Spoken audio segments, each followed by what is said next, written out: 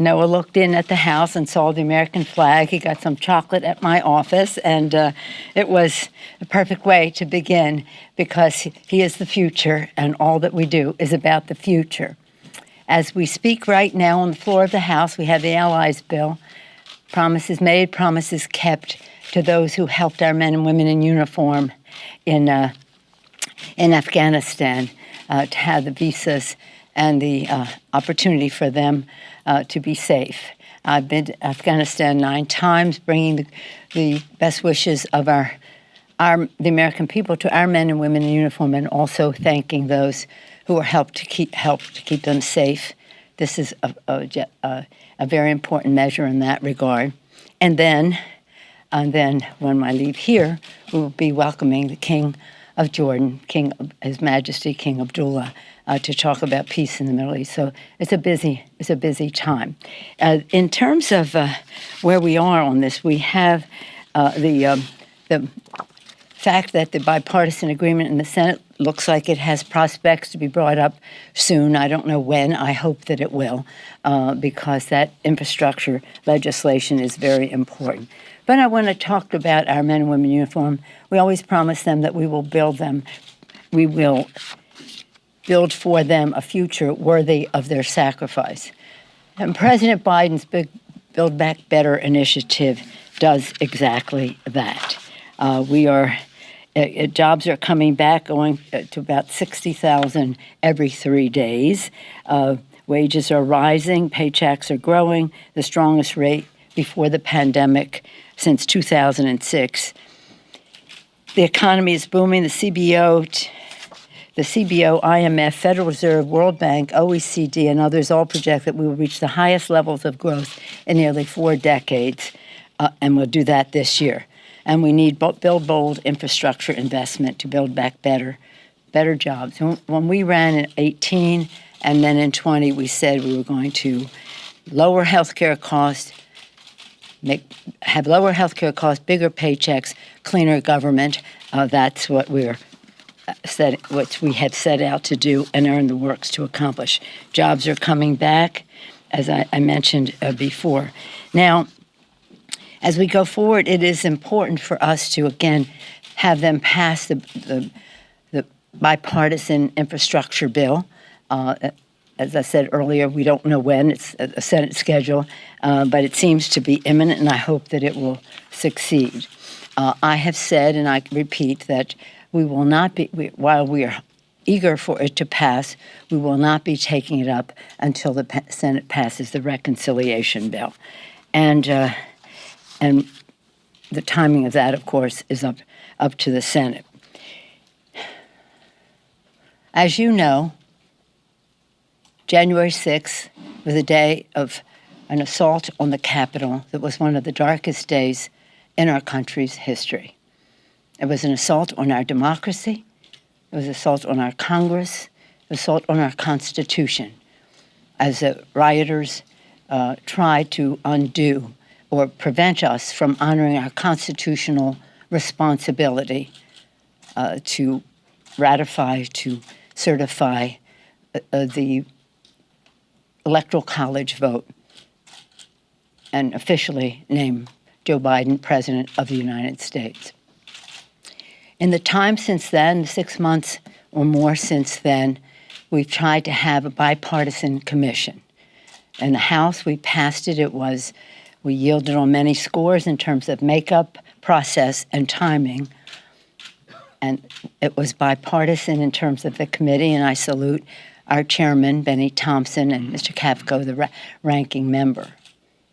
Even though it was something that was bipartisan and yielded on many points to the Republicans, in order to achieve bipartisanship, the leadership of the Republican Party in the House opposed and whipped against the bipartisan commission. Still in all, we had the votes. 35 members on the Republican side voted with us to send it to the Senate. It was very hopeful that we could pass it there. We had 7 Republican votes, but not 10, and we needed 10 to get up to 60. Hopefully one day that opportunity will still present itself. But because it was not possible in this time frame. Last month, we passed our legislation for a select committee. The select committee is bipartisan, and it has a quorum, and it will do the job it sets out to do, and that is to investigate the causes and that of what happened on January 6th, to find out how it was organized, who paid for it, who messaged to get those people here for the assault on the Capitol. As you know, well over 100 people were injured, some died. It was a horrible, horrible thing. I'll never forget the trauma it caused, not only for our members, but for our staff and for the people who work in the Capitol to make our work here possible. Some of you were here that day as well, so you can attest to the fact that it was not all love, hugs, and kisses, as it has been characterized, mischaracterized, shall we say. So, as you know, we named our commission, and it was committee, and it's bipartisan, again, and we have a quorum. Staff is being hired to do the job. We're there to seek the truth. We're there to get the truth, not to get Trump. TRU, truth. Trump. That seems to be what the other side is obsessed with. So as the legislation allows, I did not accept 2 of the 5 people were appointed. They have made statements and taken actions that I think would impact the integrity of the commission, of the committee, the work of the committee. This is deadly serious. This is about our Constitution. It's about our country. It's about assault on the Capitol that is being mischaracterized for some reason at the expense of finding the truth for the American people. I'm very pleased the response that we have received across the country and from my caucus on this subject, and I'm very pleased with the leadership of Benny Thompson, our chairman, the bipartisan nature of our committee with Liz Cheney, the other members on the committee who have experience and patriotism as their calling cards. So we will proceed, and as I said, the committee is in the process of hiring staff to that end. It is my responsibility as Speaker of the House to make sure we get to the truth on this, and we will not let their antics stand in the way of that. On another subject, again, we are working very hard to get the job done for the American people, to lower health care costs, lower pollution, raised, as I said to when we ran, we said lower health care costs, bigger paychecks, cleaner government, and that's what we are about. The cleaner government comes with the HR 1S1,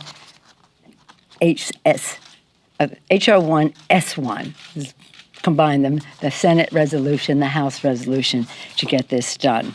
So in any event, as I mentioned, we are here to get the job done.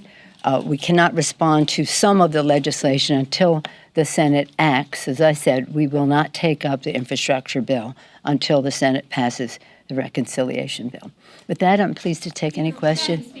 Yes, ma'am. Would you appoint additional Republican members to serve on this select committee, given the fact that the resolution says you have the power to appoint 13 members? Well, I did suggest to the leader that the 3, make sure you understand this.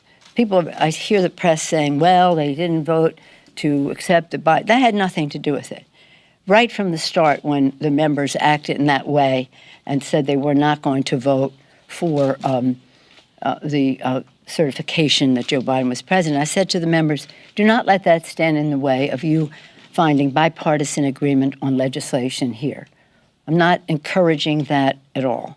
You find your common ground.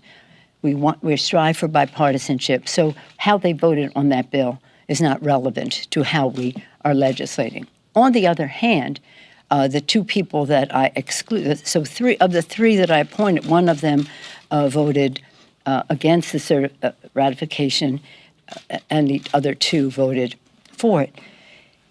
Having said that, though, the other 2 made statements and took actions that just made it ridiculous to put them on such a committee seeking the truth. At the same time, we have a committee to address economic disparities in our country, and the leader gave me 6 names for that committee. 5 of them voted against making the election of Joe Biden official, but I approved all 6 of them, even though only 1 of them voted in that regard. So it has not been a factor, even though the press, somehow or other, you all think that it might be. It has not been a factor. The chairman of that committee, Jim Himes, is already staffed up and ready for a hearing next week, as is Mr. Thompson for a hearing next week. But the leader may want to rescind those names. I'm ready to have them be accepted on the floor of the House. So we'll see. We'll see. I mean, there are some members who would like to be on it, but we'll see. Yes, ma'am. Can you elaborate more specifically what statements and what actions caused you to? Well, no, I won't. I'll just give you their statements. You'll give you their statements. I think one of them was sort of of Mr. Banks was that the Biden administration was responsible for January 6th. There was no Biden administration on January 6th. But let's not go into that.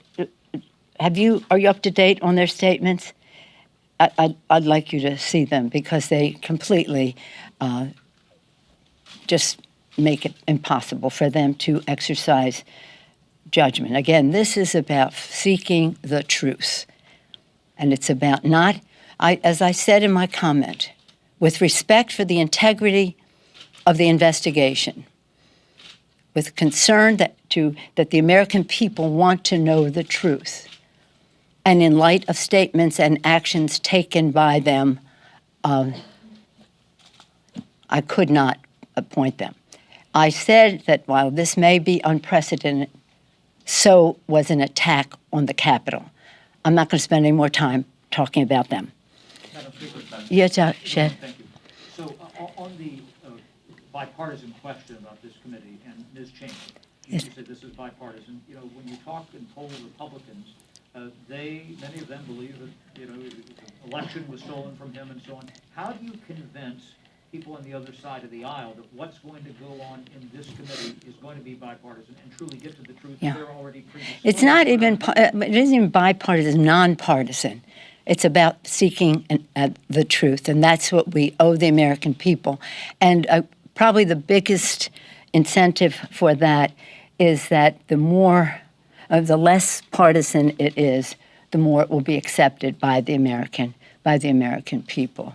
Speaker, Yeah. President McCarthy is promising to have his own probe. You know what? I'm not talking about him. Okay, what else you got? No, I'm not. I'm not concerned. And let's not waste each other's time, okay? Madam Speaker, there's a bill before the House that would prohibit taxpayer-funded abortion. It's been brought by Republicans 37 times for a vote on the House floor, but has been blocked by Democrats. Can you explain why?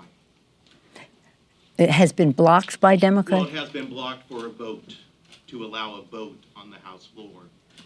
The bill. But it hasn't been blocked by Democrats. Well, it hasn't been accepted, I should Well, say. we will be voting on it. It was passed in committee. We think it is the right thing to do.